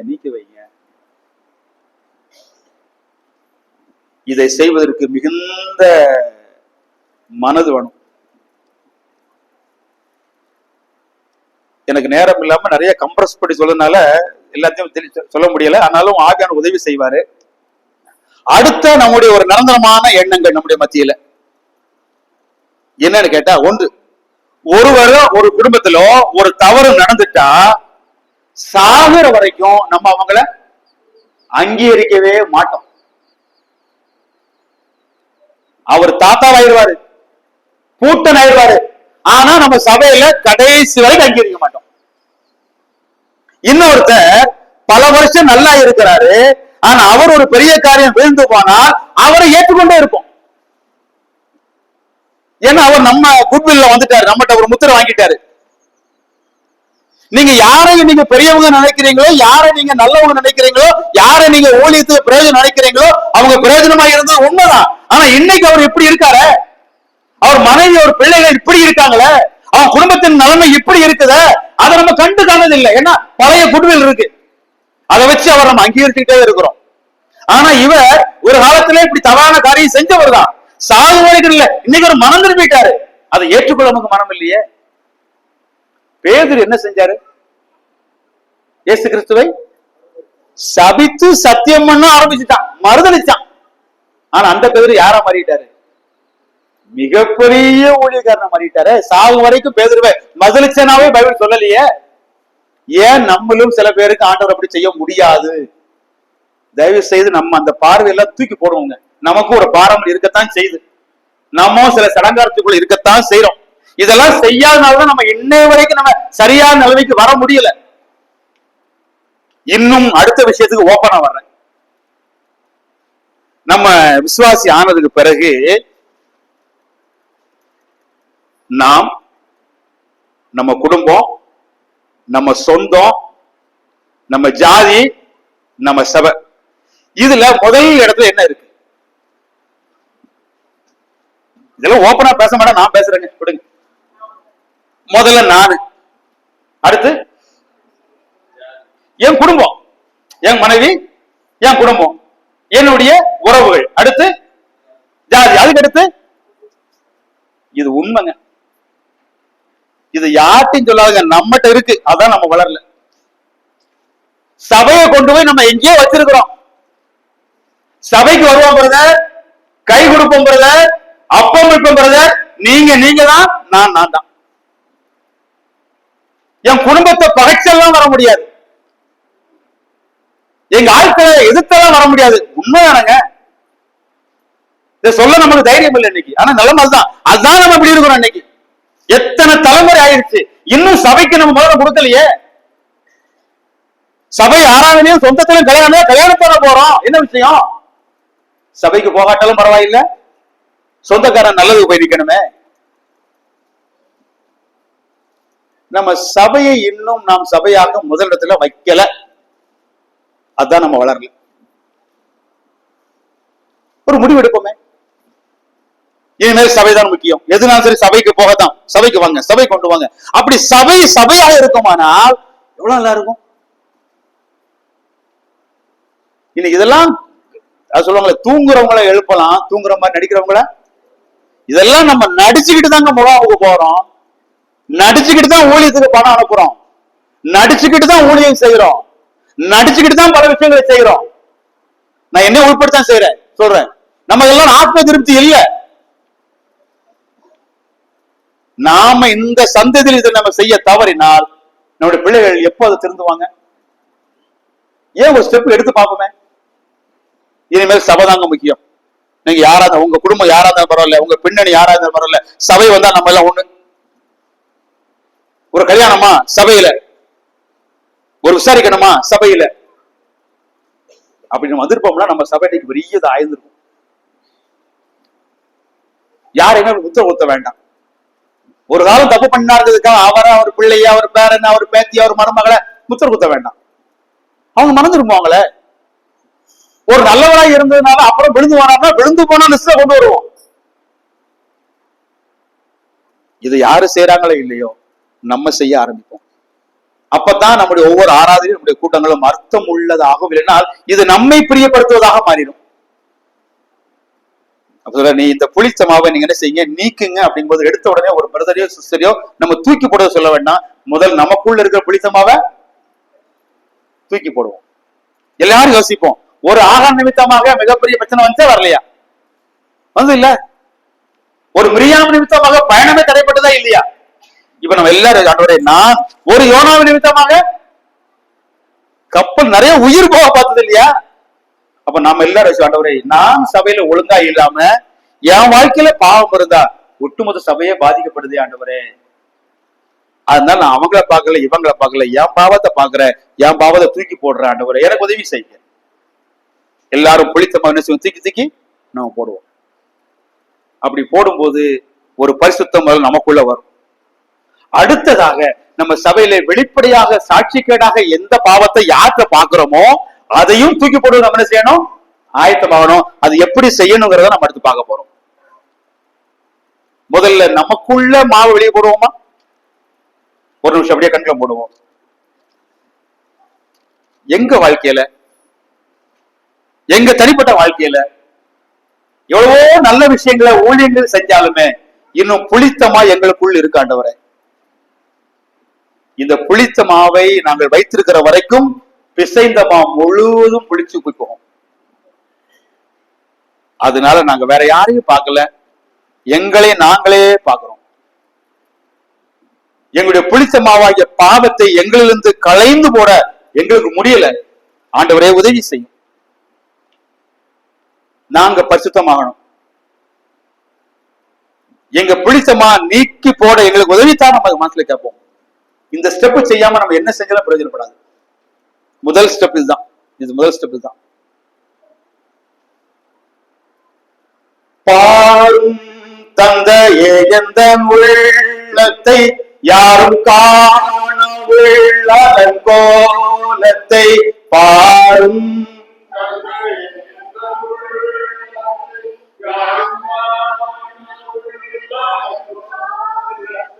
மனம் நொந்து மருளுகிறேன், பரிசுத்தம் கெஞ்சுகிறேன்.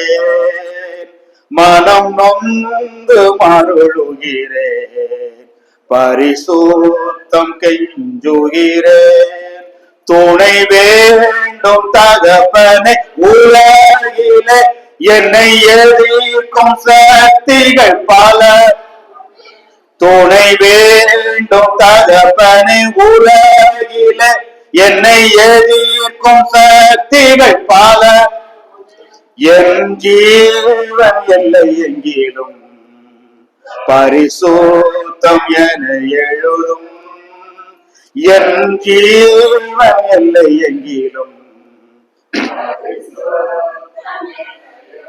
இதுதான் நம்முடைய இருதயத்தின் வேண்டுதலா இப்ப இருக்கட்டும். ஆண்டவரே, என் வாழ்க்கை எல்லையெல்லாம் பரிசுத்தம்னு எழுதும். என்னை எதிர்க்கும் சக்திகள் எத்தனையோ இருக்குது. வாலிய பிள்ளைகளே, உங்களுக்கு எத்தனையோ இச்சைகள், பெரியவர்களே நமக்கு எத்தனையோ இச்சைகள், எதிர்க்கும் சக்திகள் பல இருக்கிறது. ஆண்டவர் நீர் துணை தாங்க. யாரும் பார்க்க கூடாது என்ற அலங்கோலமான உள்ளத்தை உங்ககிட்ட கொடுக்கிறேன். அந்த உள்ளத்தை பாருங்க ஆண்டவரே, பரிசுத்தப்படுத்துங்க ஆண்டவரே.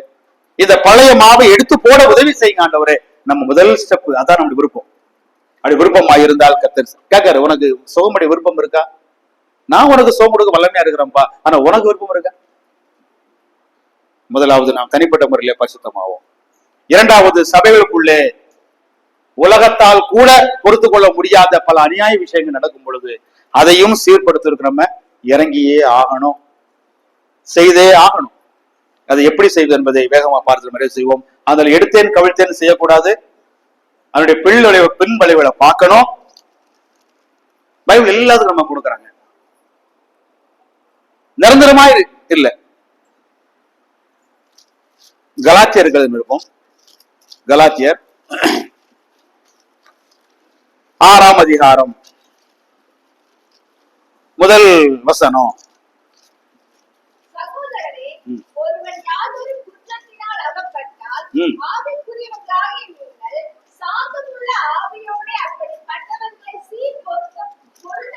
பாருங்க பிரதர், யாராவது ஒரு பிரதர் பாவத்தில் அகப்பட்டுட்டாரு அப்படின்னா நீங்க கண்டுங்கன்னா விட்டுறாதீங்க, அங்கீகரிக்காதீங்க. அன்பு செலுத்தணும், சபையில பரிசுத்தம் இருக்கணும். அன்பு செலுத்துற பேர்ல பாவத்தை நீங்க சமரசம் பண்ணிட்டு போகாதீங்க. குற்றத்தில் அகப்பட்டு விட்டால் ஆவிக்குரிய நீங்கள் சாந்தமுள்ள ஆவியோடு அப்படிப்பட்டவனை சீர்பொருந்த பண்ணுங்க. அடுத்து, நீங்க என்னமோ இன்னைக்கு அவர் விழுந்துட்டாரு, நீங்க யோகிக்க நினைச்சிட்டு இருக்கிறீங்க, நீங்களும் படலாம். நீயும் சோதிக்கப்படாதபடிக்கு எச்சரிக்கையா இருங்க. ஒருத்தர் பாவத்தில் விழுந்துட்டான்னு சொல்லி அவரை கண்டம் பண்ணி அவர் நீக்கிறது ரொம்ப சுலபம். ஆனா அப்படி செய்யாதீங்க. சாந்தமுள்ள ஆவியோட அவங்கள சீர்பொருந்த பண்ணுங்க. எச்சரிக்கையா இருங்க. நீங்க என்ன செய்வீங்க? விழுந்துருவீங்க. அப்போ நம்ம சபையில இப்படி வெளிப்படையான பாவங்கள், சாட்சி கட்டண காரியங்களை செய்யறவங்களை நம்ம நீக்கணும். சபையை விட்டு வெளியே அனுப்புவது அல்ல. இந்த அப்பத்தில் மட்டும் பங்கு வராமல் அவங்களை வைப்பதும் அல்ல. நம்ம நோக்கம் என்னவா இருக்கு தெரியுமா? ஆண்டவர், இந்த பாவத்தை நாங்க அங்கீகரிக்கல, அதே பாவத்தை நீங்க நீக்கணும். அந்த நபரை நாங்க எழுந்துடக்கூடாது, அவரை சீர்படுத்தணும். அவரை சீர்படுத்துறேன்னு சொல்லி அவரை பாவத்தை அங்கீகரிக்கல, ஆனா அவரை சீர்படுத்துறோம். ஆனால் மிக ஷார்ப்பா நாங்க நடந்து கொள்ளல. சாந்தமுள்ள ஆவியோட எப்படியாவது சீர்படுவாங்களா? எப்படியாவது சீர்படுவாங்களா? பவுல் சொல்றாரு, அவங்க நீக்குங்க. நீங்க அடுத்து 2ஆம் நிருபம் சொல்றாரு, உள்ள சேர்த்துக்கோங்க. அவனுக்கு கொடுத்த தண்டனை போதும், தண்டனை போதும். அப்ப சாந்தம் உள்ள சபையில ஏதாவது சபையை பொறுப்பாளர் அப்படிதான் கொடுக்குறாருங்க. நான் முன்பு சொன்னது போல அந்த நாட்களிலே விசுவாசத்துக்கு வரும்போது பல தாரங்களை கொண்டவங்க உள்ள வந்திருந்தாங்க. நீ விசுவாசத்துக்கு வரும்போது நீ ஒரு மனைவியை தவிர மற்ற மனைவி எல்லாம் நீ டைவர்ஸ் பண்ண ஆண்டவர் சொல்லல. என்ன சொன்னாரு? ஒரு மூப்பனா இருந்தால் அவன் என்ன செய்யணும்? அவ்வளவுதான். அவனுக்கு பொறுப்பை கொடுக்காதீங்க, அவ்வளவுதான். நீங்க சபையை விட்டு தூக்கி தூரப்படாதீங்க, பொறுப்பை கொடுக்காதீங்க.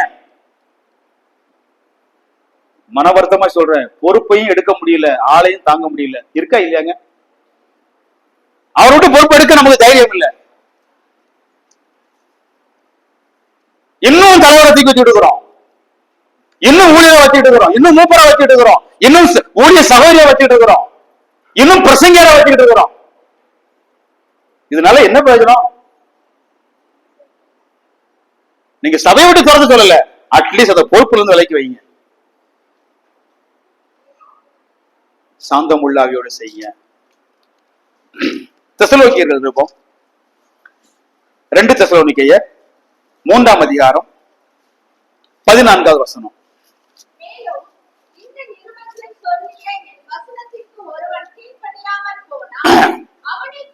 அவனை குறித்து கொண்டு அவன் வெட்கப்படும்படி அவனோட சொல்றாங்க. நீங்க அவனோட கலந்து இருக்காதீங்கன்னு சொல்றாரு. அவன் வெட்கப்படணும். ஏன்னா இந்த வசனத்துக்கு அவன் ஒத்து போகல, அவன் கீழ்ப்படியல. அவன் வெட்கப்படுவதற்காக நீங்க என்ன செய்யுங்க? அவனை கொஞ்சம் ஒதுக்கி வைங்கன்னு சொல்றாரு. நீங்க முழுமையான அங்கீகாரம் கொடுத்தா அவன் திருந்த மாட்டான், வெக்கப்பட மாட்டான். அவன் தப்பு அவனுக்கு தப்ப தெரியாது. சில வீட்டுல பிள்ளைய தப்பு பண்ணா நம்ம என்ன செய்வோம்? அந்த பிள்ளைகளை கண்டிப்பா அடுத்து மோன் கொடுத்து பேசுவோமாங்க? நீங்க பேசுவீங்களோ? மோன்சில தாய்மாரெல்லாம் ரொம்ப அன்பான தாய்மார் இல்ல? பிள்ளைங்க தப்பு கண்ணு தப்பு பண்ணிட்டியாப்பா அப்படின்னு நம்ம சொன்னது அந்த பிள்ளை கேட்கலன்னா நம்ம மனசார அந்த பிள்ளை சிரிக்க மாட்டோம், மனசார பேச மாட்டோம் இல்லையா? அதான் சொல்றாரு. அந்த பிள்ளை உணரட்டும், அம்மா சொன்னது கேட்கல, அப்பா சொன்னது கேட்கல, தப்பு பண்ணிட்டேன் அப்படிங்கறத பிள்ளை உணர்வதற்காக அந்த பிள்ளையை இதுக்கு முன்னால ஏத்துக்கிட்ட மாதிரி ஏத்துக்க மாட்டோம், மூஞ்சில காட்டிடுவோம், பதில காட்டிடுவோம் இல்லையா? எதுக்காக? அவங்க திருந்தணும், உணரட்டும். அது சொல்றாரு, அவன் உணர்வதற்காக நினைச்சு அவனை கொஞ்சம் கலவாதிருங்க. அடுத்த வசனம் பாருங்க. ஆனாலும் அவனை நீங்க சத்ருவா நினைச்சிடாதீங்க. நீங்க சத்ருவா நினைக்க, உங்க பிள்ளைதான், உங்க பேச்சை கேட்கலதான், ஆனா அவன் யாரும் உங்களுக்கு சத்துரு கிடையாது, சத்துரு கிடையாது. நீங்க அவன்கிட்ட கொஞ்சம் கடினமா பேசுறீங்க, பழைய மாதிரி அன்பா நீங்க பதில் சொல்லல, ஆனா சத்ருவா நினைச்சிடாதீங்க, தப்பா போயிடும். நீங்க சத்ருவ நினைக்காம சகோதராக எண்ணி அவனுக்கு புத்தி சொல்லுங்க, புத்தி சொல்லுங்க. நம்ம சபையில எல்லாம் இருக்கட்டும், ஒரு பாவம் செஞ்சுட்டால் அதை அங்கீகரித்து நம்ம கொண்டு போக, ஒன்ன பார்த்து அடுத்த பாவம் தொடுத்துட்டு இருக்கிறோம். கலக்க வேண்டாம், சில பொறுப்புகளை கொடுக்க வேண்டாம், நீங்க செய்ய வேண்டாம் பிரதர் சிஸ்டர், நீங்க செய்ய வேண்டாம் சொல்லுவோம். ஆனால் சத்ருவாக என்ன வேண்டாம், சாந்தத்தோட எப்படியாவது சீர்படுவாங்களா, எப்படியாவது சீர்படுவாங்களா. அடுத்து தீமோத்தேயு பவுல் எழுதுறார், 2 தீமோத்தேயு 2ஆம் அதிகாரம் 25வது வசனம்.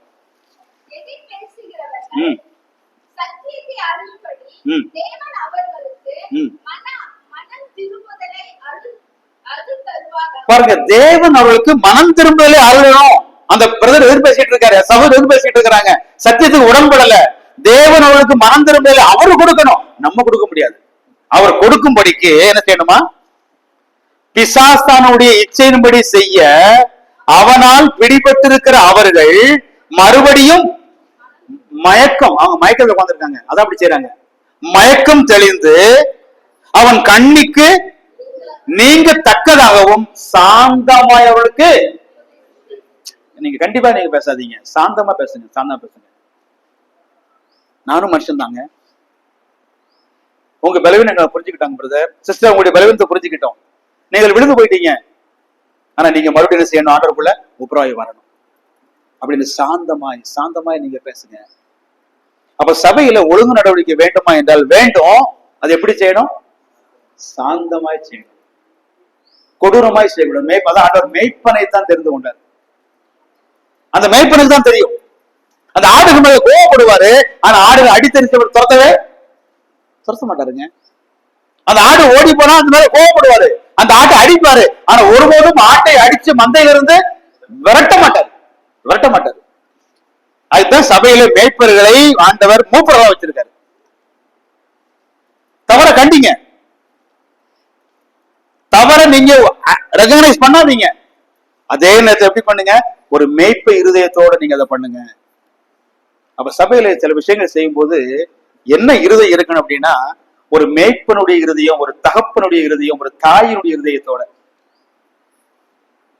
இதை நம்ம கண்டிப்பா செய்யணுங்க. வெளி உள்ளவங்க சொல்லணும், அந்த சபையில தப்பு செஞ்சுட்டு உள்ள உட்கார முடியாதுங்க. இல்ல தப்பு செஞ்சு அவங்களுக்கு அவங்க பதவியை பொறுப்பு கொடுக்க மாட்டாங்க. இது மற்ற சபையில இருக்க இல்லையோ, நான் எந்த டீமையோ இல்ல எந்த நான் முகாம் சொல்ல, நீங்க யாரையும் குறிப்பிட்டு நினைக்காதீங்க. நான் பொதுவா சொல்றேன், நம்ம எல்லாம் சாந்தான முகாம் நடத்துறோம், நம்ம எல்லாம் சாந்தான மாநாடு நடத்துறோம். நான் யாரையும் குறிப்பிட்டு சொல்லல. நம்ம ஒவ்வொரு சபையும் இப்படி செய்யாதனால்தான் ஒட்டுமொத்தமாக இருப்பதும் ஒரு வேஷமா இருக்குன்னு சொல்ல வர்றேன். இப்ப அதை பத்தி நம்ம கவலைப்பட வேண்டாம், நமக்கு பாரம் இருக்கட்டும். இப்ப அந்த நுழைய வேண்டாம், நம்மை குறித்த முதல் பாரம் நம்ம சீர்படுத்துவோம். எங்க சபையில அங்கீகரிக்கப்பட்ட பாவங்களை நாங்க ஏற்றுக்கொள்றது இல்லை. அதே போல இழந்து போகாம நாங்க செய்யல ஒரு மேய்ப்பனை போல. அப்ப ஒரு சகோதரன் மேல ஒரு சகோதரி மேலயோ இனிமே நீங்க அப்பத்துல கை வைக்காதீங்க. இனிமே சபையில முன்னாள் நீங்க ஒரு ஸ்தோத்திரம் பண்ணாதீங்க, நீங்க பாடல் பாடாதீங்க, நீங்க இங்க தாட்ஸை நீங்க ஷேர் பண்ணாதீங்க, நீங்க ஊழியம் செய்யாதீங்கன்னு சபை சொல்லலாமா? சொல்லலாம். எப்படி சொல்லணும்? அவங்க அப்படியே நிரந்தரமா போயிடணுங்கிற உள்ளத்தோட சொல்லாம கண்ணீரோடும் வருத்தத்தோடு சொல்லணும். நேற்று இரவுல ஒரு கூட்டத்துக்கு போயிருக்கும் போது அங்கே ஒரு சகோதரன் பகிர்ந்து கொண்ட விஷயம் இதுக்கு ரொம்ப பொருத்தமா இருக்குது. மோசே ஜனங்கள் பாவம் செய்த பொழுது தேவனுக்கு முன்பாக என்ன செஞ்சானா? விழுந்து கிடந்தார். பாவம் செஞ்சது யாரு? ஜனங்கள். விழுந்து கிடந்தது யாரு? சபையை நடத்துறவர்கள் விழுந்து கிடக்கணும். அப்பதான் முடியும். ஆண்டவரே, எங்களுடைய மக்கள் இப்படி பாவத்துல போயிட்டாங்களே, மீறிட்டாங்களே, விழுவதற்கு ஆயத்தமா இருக்கணும். 40 நாள் சாப்பிடவும் இல்லை, தண்ணியும் குடிக்கல, அவன் பாவம் செய்யல, விழுந்து கிடந்தான். நம்முடைய சபையில் இருக்குமானால் முதலாவது நம்ம என்ன செய்யணும்? விழுந்து கிடக்க படிப்போம். அது டாக்டர் ஜோசப் அவர் எடுத்து சொன்னாங்க. இது நமக்கு இன்னைக்கு பெரிய பிராக்டிஸ். மோசே எப்பொழுதும் விழுவ ஆயத்தமா இருந்தான். நம்மளும் கர்த்தருடைய பாதத்தில் விழுவதற்கு ஆயத்தமா இருப்போம். ஆண்டவரே, எங்க சபைக்குள்ள பாவம் வந்துருச்சு, இந்த பாவம் நீடித்த நாட்களாய் பரவிக்கொண்டே இருக்குது, தொற்று நோய் போல பரவுத. நாங்க முதலாவது விழுவோம். முதல்ல விழும்போது கர்த்தர் நம்முடைய உள்ளங்கள்ல பேசுவாரு, அணுவதுக்கான வாய்ப்புகளை தருவாரு. இந்த மோசே விழுந்தான், மன்னிங்கன்னு கெஞ்சினா, ஆனா பாவத்தை விட்டானா? விடல. அந்த பொற்கன்று கூட என்ன செஞ்சாரு? நொறுக்கி தூளாக்கி குடிக்க சொன்னா, இன்னொரு பார்த்தா நதியில விட்டுட்டான். அப்ப பாவத்தை நீக்கணும், பாவத்தையும் கண்டிக்கணும், மக்கள் என்ன செய்யக்கூடாது? கெட்டு போக கூடாது. அப்ப ஒரு ஆக்ஷன் எடுக்கும்போது என்ன ஒரு மனசு இருக்குன்னா, இவனை தண்டித்து வெளியாக்குவதற்காக நாங்க ஆக்ஷன் எடுக்கல, நாங்க 100க்கு 100 பெர்ஃபெக்ட் சொல்றதுக்காக நாங்க எடுக்கல. கர்த்தர் பரிசுத்தமானவர், நாமும் பரிசுத்தமா இருக்க வேண்டும் என்று வேதம் சொல்லுவதனால இந்த காரியத்தை செய்கிற மாட்டவரை இவர் இடறி போயிடக்கூடாது, இவர் எப்படியாவது திரும்பி வரணும். இதை விளம்புவதற்காக நான் ரொம்ப எளிமையா சொல்லுறேன். நம்ம வீட்டுல பையனோ பிள்ளையோ இருக்காங்க, ஏதோ ஒரு பாவத்தில் விழுந்துட்டாங்க. ஒண்ணு சினிமாவுக்கு போயிட்டே இருக்காங்க நமக்கு தெரியாம, இல்ல பையனா இருந்தா ஏதோ ஒரு பிள்ளை கூட ஃப்ரெண்ட்ஷிப்பா சுத்திக்கிட்டு இருக்கான், பிள்ளையா இருக்கா ஏதோ ஒரு பையன் கூட ஃப்ரெண்ட்ஷிப்பா சுத்திக்கிட்டு இருக்கான், இல்ல மது அருந்தி எப்படியோ ஃப்ரெண்ட்ஸ் மூலம் சேர்ந்து மது அருந்தி பழகிட்டாங்க. ஏதோ ஒரு விஷயத்துல நம்ம பிள்ளைங்க விழுந்து வச்சுக்கோங்க, பையனோ பிள்ளைய விழுந்துட்டாங்க. இப்ப சபையில பொறுப்பா இருக்கு, நமக்கு எப்படி இருக்கும்? அது ரொம்ப மனவேதனை இல்ல, ரொம்ப பிரச்சனை. இப்ப அந்த பையன்கிட்ட சொல்றோம், நீ திருந்தாத வரைக்கும் இந்த வீட்டுக்குள்ள நீ வராத,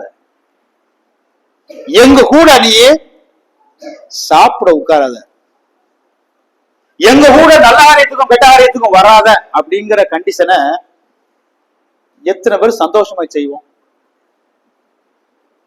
சந்தோஷம் செய்வோமா? நம்ம சந்தோஷம் இருக்குமா? செய்வோம், ஆனா ரொம்ப துக்கமா செய்வோம்.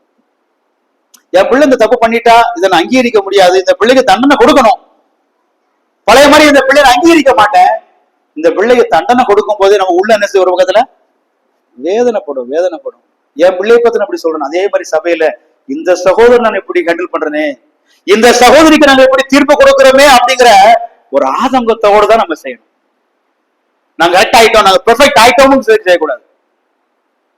நம்ம பிள்ளைய நீ என் கூட சாப்பிடாத, இனி எங்க கூட வராதன்னு சொன்னாலே அந்த நோக்கம் நமக்கு என்ன இருக்கும்?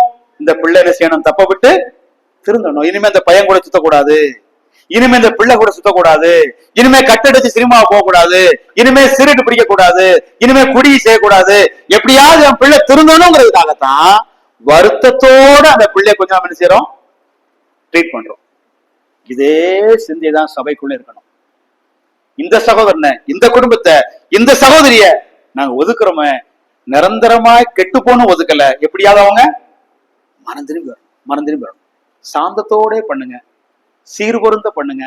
தகப்பன் உள்ளத்தோடு தெசலோனிக்கேயர் எழுதுறல்லவா, தகப்பனை போல தாயை போல தெசலோனிக்கேயர் எழுதுறார். அவரு பால் கொடுக்கிற பிள்ளை தாய் தன் பிள்ளை மேல இருப்பது போல அந்த உள்ளத்தோட செய்வோம்.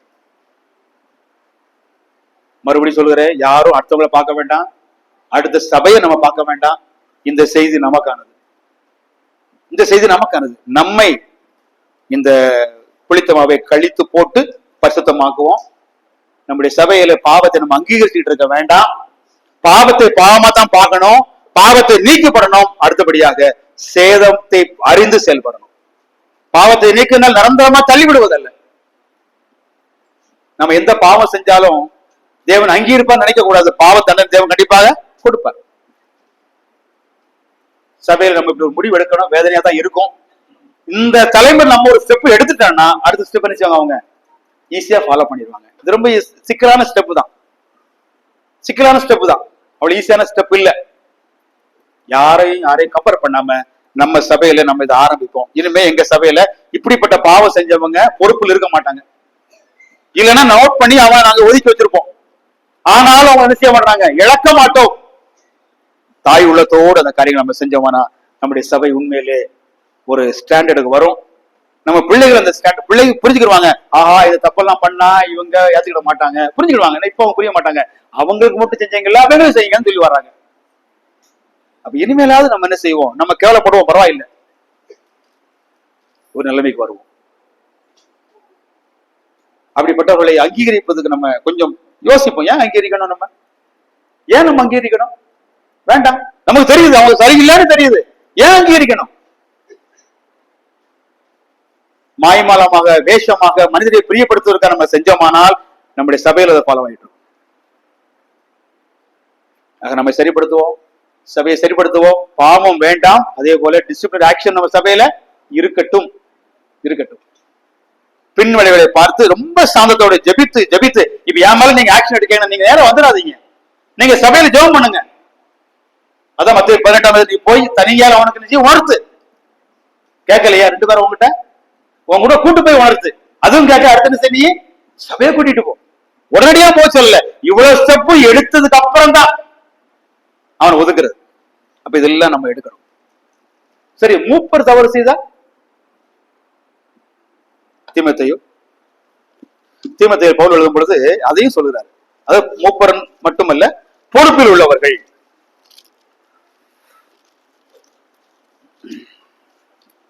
1 தீமோத்தேயு 5ஆம் அதிகாரம் 19ஆம் வசனம். 1 தீமோத்தேயு மூப்பனானவனுக்கு விரோதமாக பிராது அப்படின்னா கம்ப்ளைண்ட், ஒரு புகாரை 2-3 சாட்சி இல்லாமல் ஏற்றுக்கொள்ளக்கூடாதுன்னா இவங்களை ஈஸியா குற்றப்படுத்த வாய்ப்பு நிறைய இருக்கு.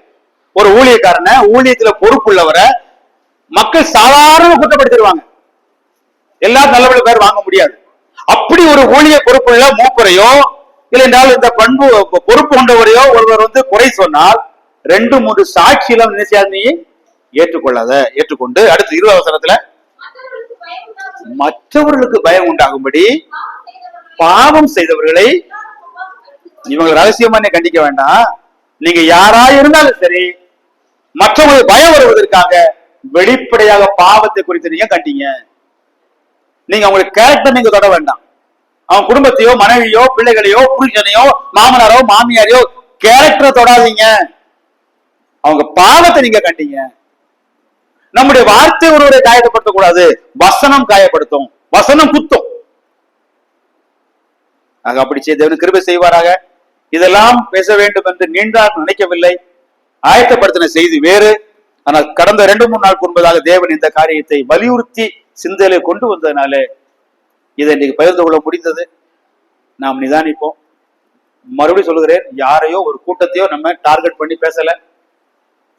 நாம சீர்படுவோம், முறைக்கு ஆயத்தப்படுவோம், தேவனா மையப்படுவதாக. ஆமாம்.